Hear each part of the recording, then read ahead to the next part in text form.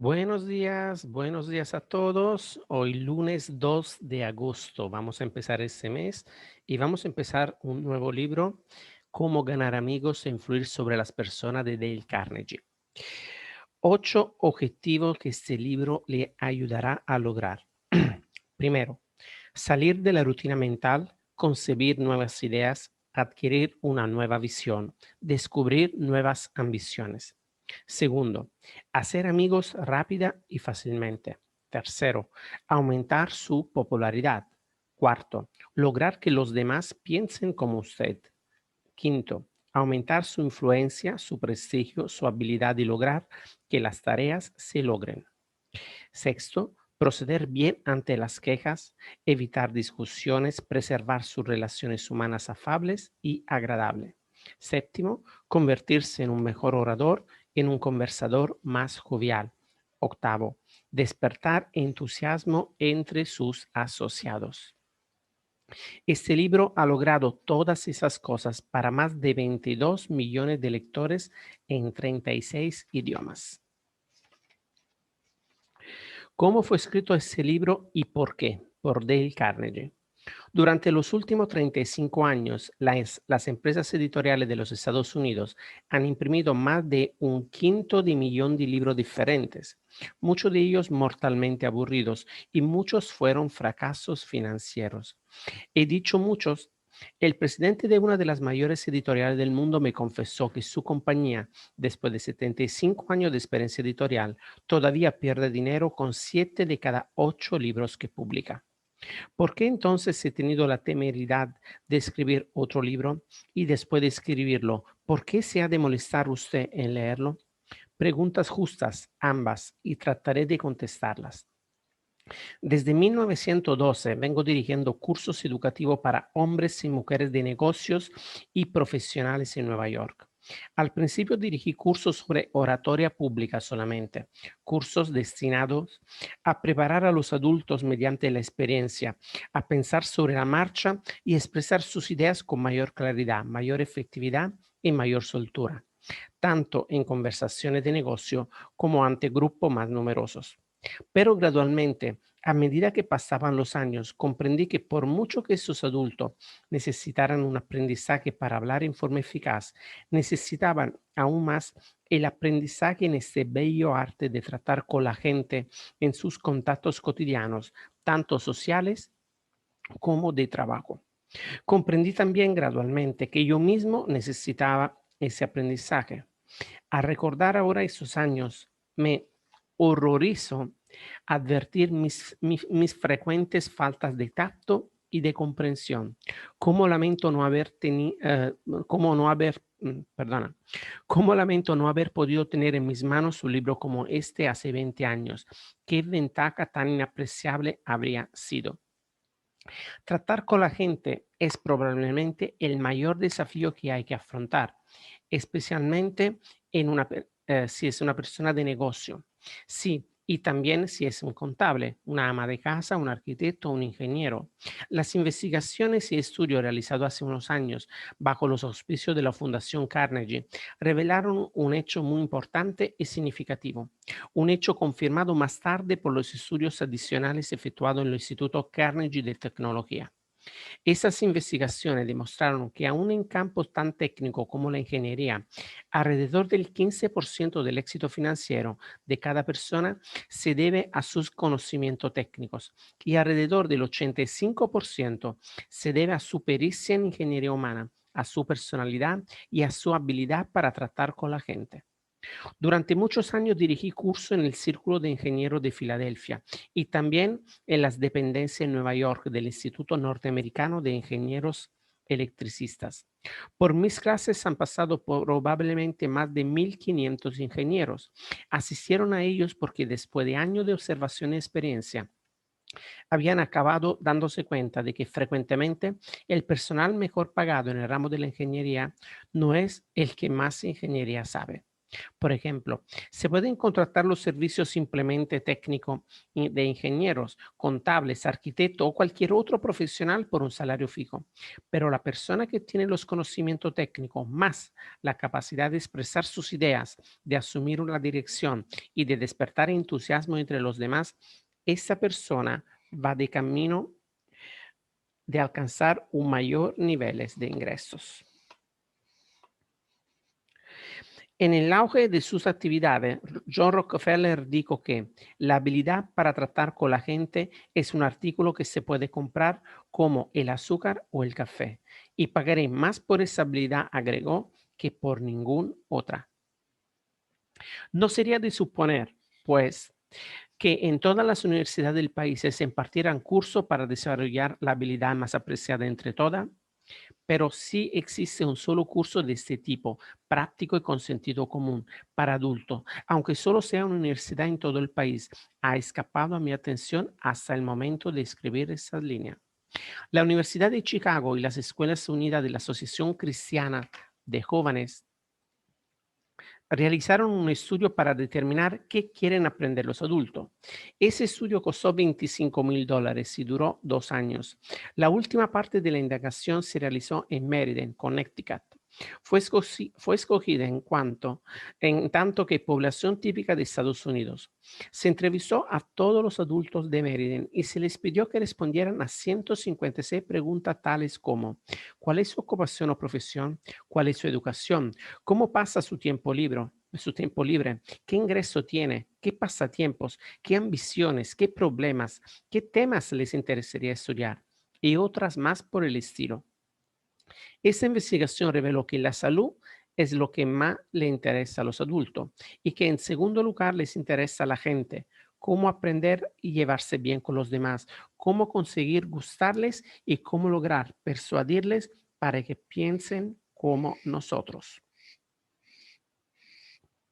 Así pues, la comisión encargada del estudio decidió organizar en Meriden un curso para adultos en esta línea. Se buscó diligentemente un texto práctico sobre el tema, pero no se encontró ninguno. Finalmente, los miembros de la comisión recurrieron a una de las máximas autoridades mundiales en la enseñanza de adultos y le preguntaron si conocía algún libro que respondiera a lo que ese grupo de Meriden necesitaba. No, respondió. Sé lo que quieren, pero el libro que les hace falta está aún por escribir. Yo sabía por experiencia propia que esa afirmación era exacta porque durante años había buscado inútilmente un manual práctico y útil sobre las relaciones humanas. Como no existía ese libro, intenté escribir uno para utilizarlo en mis cursos. Y aquí está. Espero que a usted le agrade. Para prepararlo, leí todo lo que pude encontrar sobre el tema. Todo columnas y artículos en diarios y revistas, archivos de los tribunales para causas de divorcios, escrito de los antiguos filósofos y de los modernos psicólogos.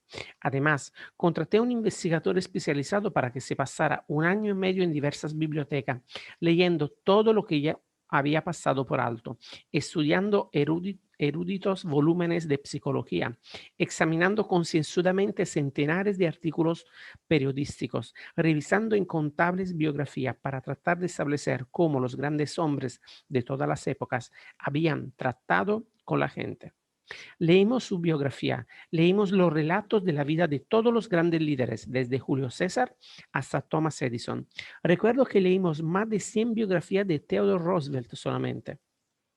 Estábamos decididos a no economizar tiempo ni dinero para descubrir todas las ideas prácticas que cualquier persona hubiera utilizado alguna vez en cualquier época para ganar amigos e influir sobre las personas.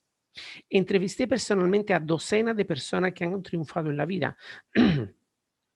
Algunas de ellas famosas en todo el mundo, inventores como Marconi y Edison, líderes políticos como Roosevelt, James Farley, hombres de empresa como Young, estrellas de cine como Clark Gable y Mary Pickford, y exploradores como Martin Johnson.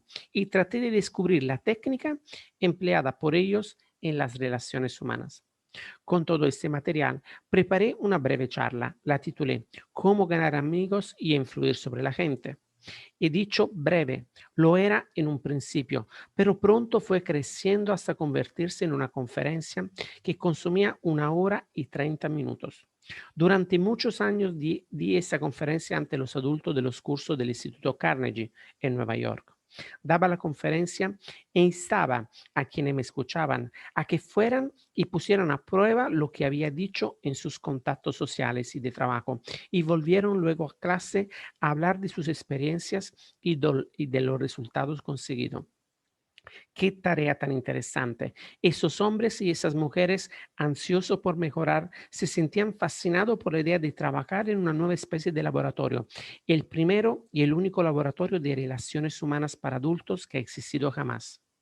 Ese libro no fue escrito en el sentido corriente de la palabra, creció tal como crece un niño, creció y se desarrolló en ese laboratorio gracias a las experiencias de miles de adultos. Hace años comenzamos con una serie de reglas impresas en una tarjeta, no mayor que una tarjeta postal. A la temporada siguiente imprimimos una tarjeta más grande, después un folleto, luego una serie de folletos, cada uno más amplio que el anterior, tanto en tamaño como en alcance.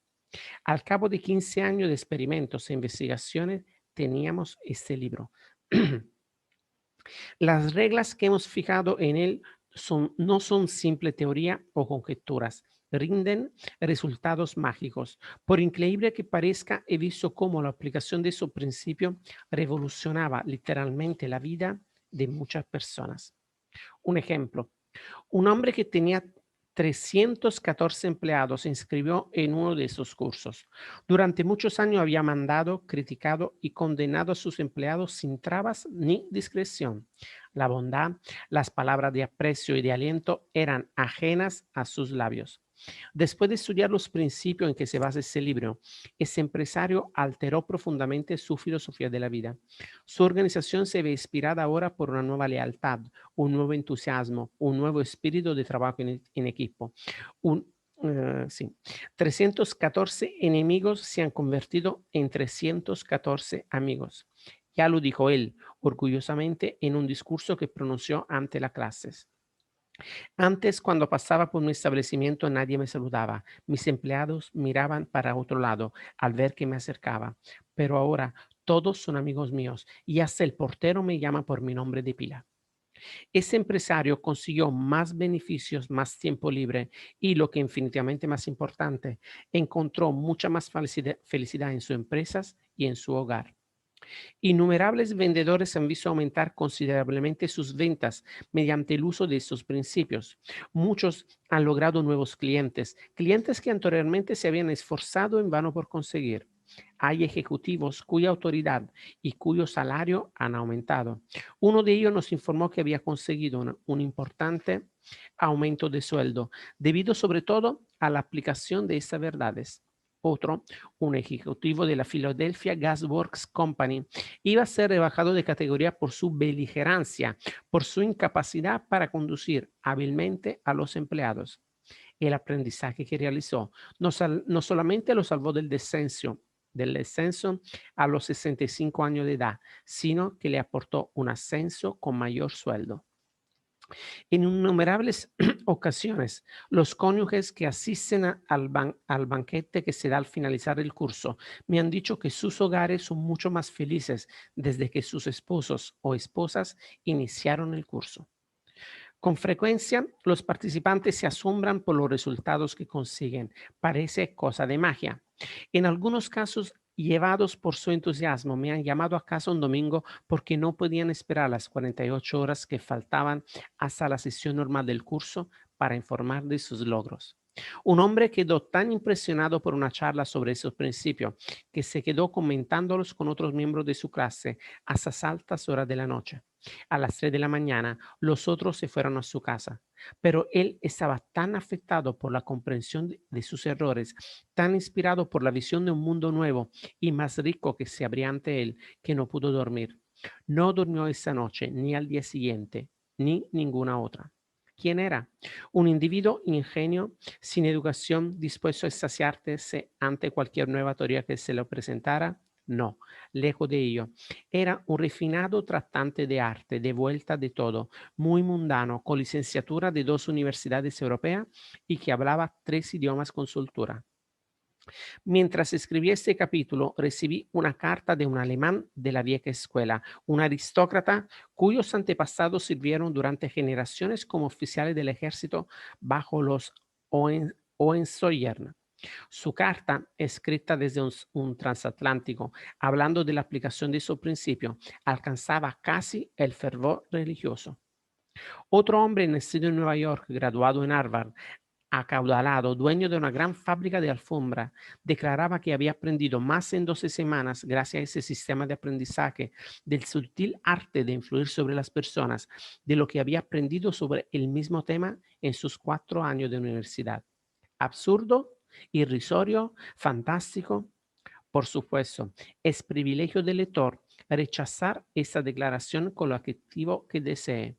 Yo me limito a repetir sin comentarios una declaración hecha por un graduado de Harvard, conservador y eminentemente próspero, en un discurso pronunciado ante aproximadamente 600 personas en el Yale Club de Nueva York el 23 de febrero de 1933.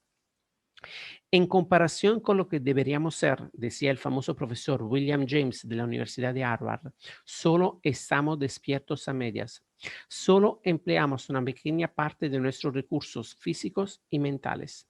En términos generales, el individuo vive así muy dentro de sus límites. Posee cualidades de diferente tipo que habitualmente no usa. Esas cualidades que habitualmente no se usan.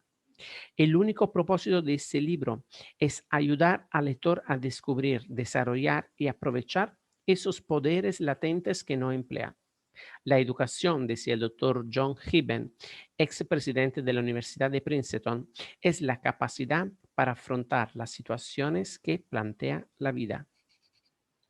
Si para cuando el lector haya terminado de leer los 3 primeros capítulos de este libro no se encuentra algo mejor equipado para afrontar las situaciones que plantea la vida, consideraré que este libro es un fracaso absoluto en lo que al lector concierne, porque el gran objetivo de la educación, como dijo Herbert Spencer, no es el conocimiento, sino la acción.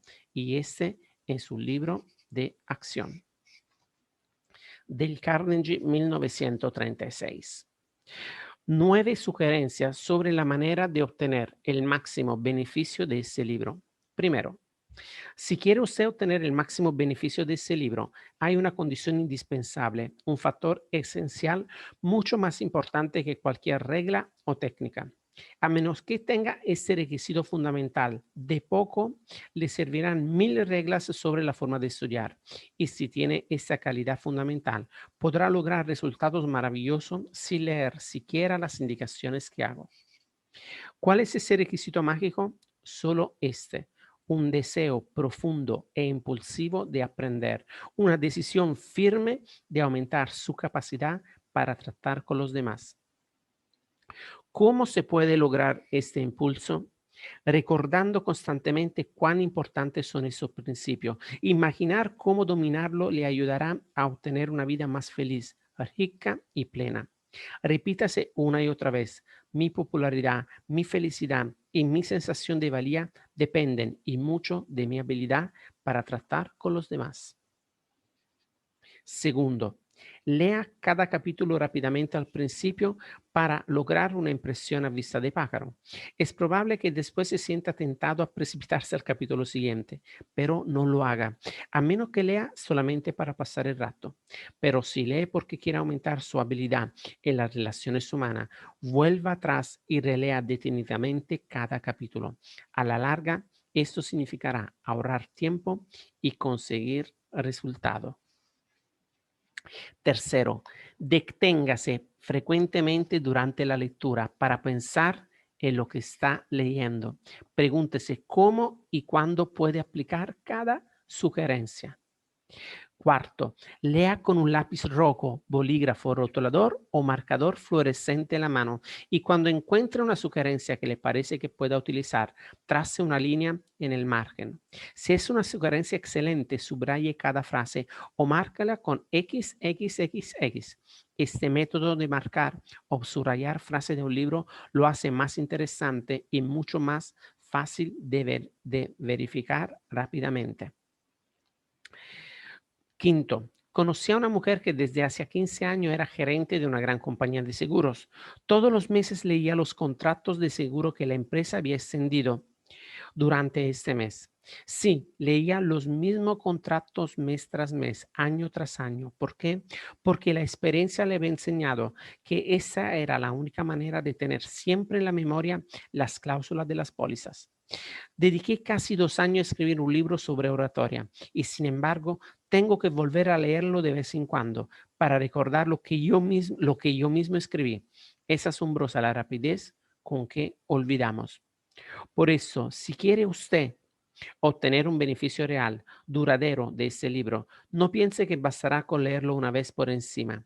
Después de leerlo detenidamente una vez, debería dedicar unas horas cada mes a revisarlo.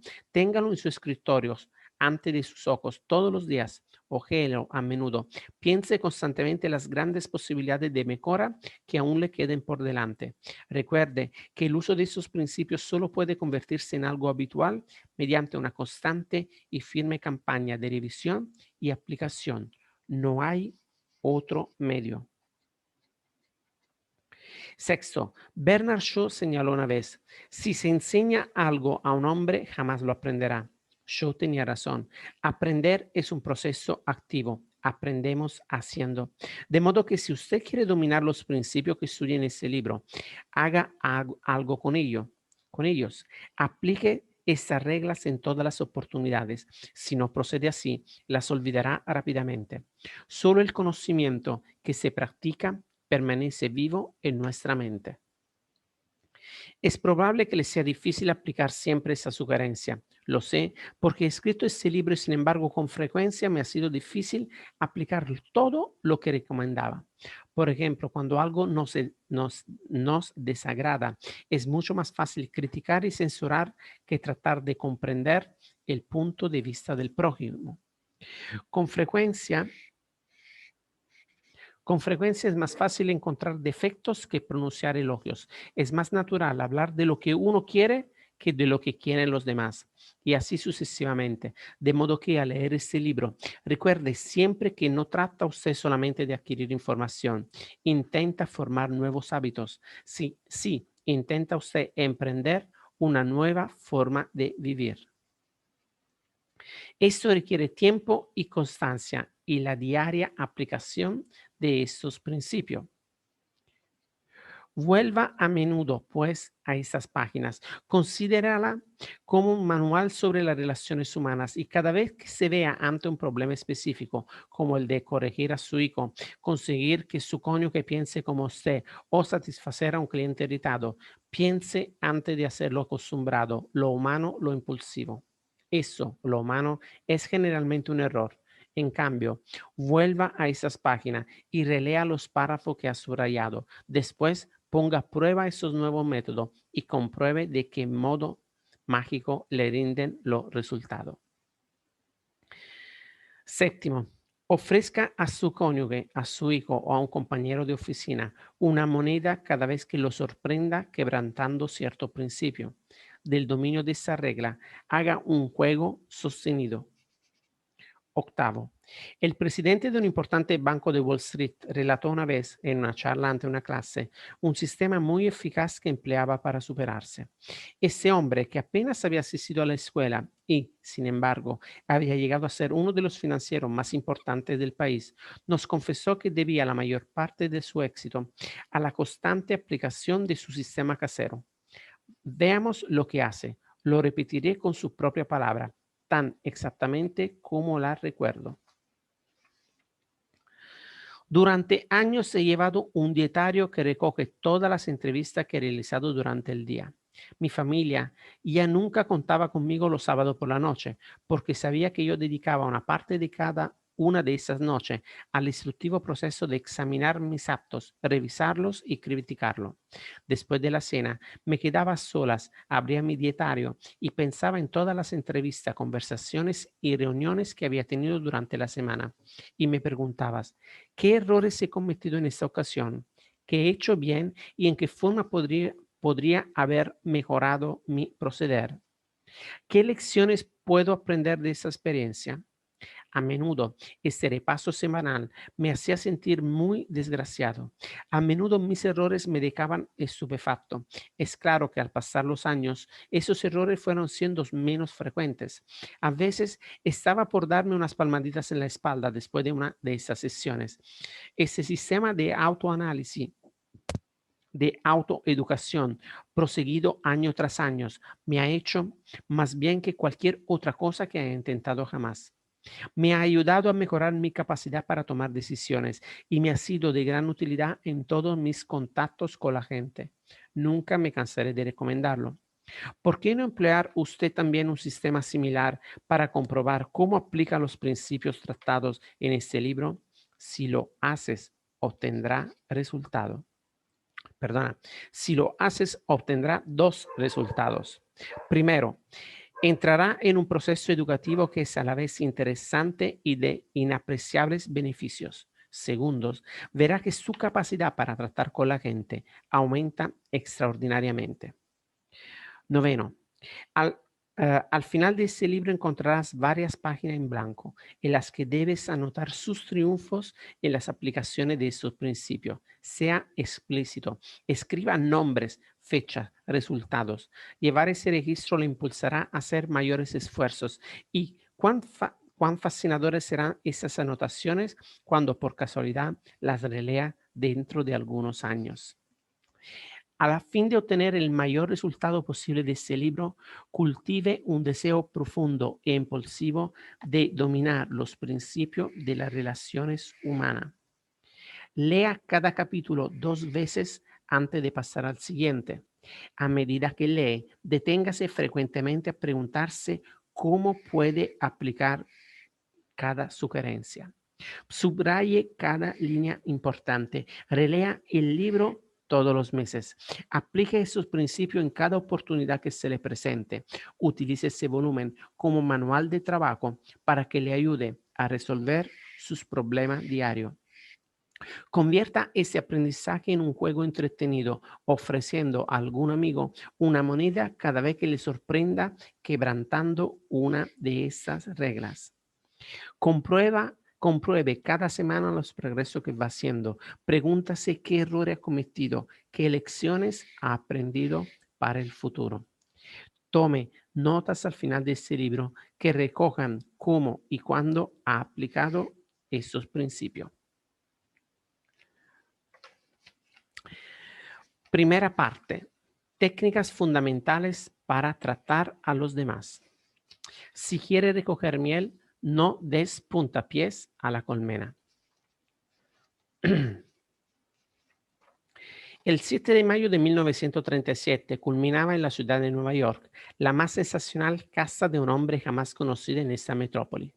Después de muchas semanas de persecución, dos pistolas Crowley, el asesino, el pistolero que no bebía ni fumaba, estaba acorralado, atrapado en el piso de su novia, en la avenida West End.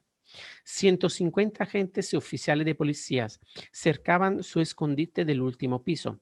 Agujereando el techo, trataron de obligar a Crowley, el asesino de policía, a que saliera de ahí utilizando gases lacrimógenos. Luego montaron ametralladoras en los edificios vecinos y durante más de una hora que el barrio, uno de los más lujosos de Nueva York, retumbó con el estampido de las pistolas y el tableteo de las ametralladoras. Crowley, agazaspado tras un sillón bien acolchado, disparaba incesantemente contra la policía. 10,000 curiosos presenciaban la batalla. Nada pareció se había visto jamás en las calles de Nueva York. Cuando Crowley fue finalmente capturado, el jefe de policía Mulroney declaró que el famoso delincuente era uno de los criminales más peligrosos de la historia de Nueva York. Es capaz de matar, dijo, por cualquier motivo. Pero, ¿qué pensaba Dos Pistolas Crowley de sí mismo? Lo sabemos porque mientras la policía hacía fuego contra su piso, escribió una carta dirigida a quien corresponda. Y al escribir, la sangre que emanaba de sus heridas dejó rastro escarlata en el papel. En esta carta Crowley decía, bajo esta ropa tengo un corazón cansado, pero bondadoso, un corazón que no haría daño a nadie. Poco tiempo antes, Crowley había estado abrazándose y besándose con su novia en un camino en el campo, a las afueras de Long Island. De pronto, un agente de policía se acercó al coche y le dijo, enséñame sus papeles. Sin pronunciar palabras, Crowley sacó su pistola y cayó para siempre el agente con una lluvia de plomo. Cuando este cayó, Crowley saltó del automóvil, empuñó el revólver de la víctima y disparó otra bala contra el cuerpo caído. Y ese es el asesino que dijo, bajo esa ropa tengo un corazón cansado pero bondadoso, un corazón que no haría daño a nadie. Crowley fue condenado a la silla eléctrica. Cuando llegó al pabellón de los condenados a muerte en Sing Sing, ¿dijo acaso eso es lo que me pasa para ser asesino? No, dijo, eso es lo que me pasa por defenderme. La moraleja de este relato es, dos pistolas Crowley no se culpaba de nada. ¿Es esa una actitud poco corriente entre criminales? Sí, eso es lo que cree. Escuche, si eso es lo que cree, escuche eso. He pasado los mejores años de la vida dando a los demás placeres ligeros, ayudándoles a pasar buenos ratos, y todo lo que he conseguido son insultos, la existencia de un hombre perseguido. Quien así habla es Al Capone. Sí, el más famoso enemigo público de Estados Unidos, el más siniestro de los jefes de bandas criminales de Chicago. Capone no se culpaba de nada. De hecho, se consideraba un benefactor público a quien nadie comprendía ni apreciaba. Y lo mismo pensaba Dutch Schultz antes de caer bajo las balas de otros pistoleros en Newark. Dutch Schultz, uno de los más famosos criminales de Nueva York, aseguró en una entrevista para un diario que él era un benefactor público y lo creía. He mantenido una interesante correspondencia con Louis Lowes, que fue alcalde de la famosa cárcel de Sing Sing en Nueva York, sobre este tema y según él, pocos de los criminales que hay en Sing Sing se consideran hombres malos, son tan humanos como usted o como yo. Así pues, razonan y se explican. Pueden contarte por qué tuvieron que forzar una caja fuerte o ser rápidos con el gatillo. La mayoría intenta, mediante algún tipo de razonamiento falaz o lógico, justificar sus actos antisociales aún ante sí mismo y por consiguiente mantienen con firmezas que jamás se les debió encerrar en prisión. Muy bien, chicos, lo vamos a dejar hoy hasta aquí. Vamos a seguir mañana siguiendo la lectura desde la página 33 de este libro. Y gracias por haberme acompañado. Les deseo un lunes fantástico, una semana increíble. Nos vemos mañana para seguir con esta lectura. Chao, chao a todos.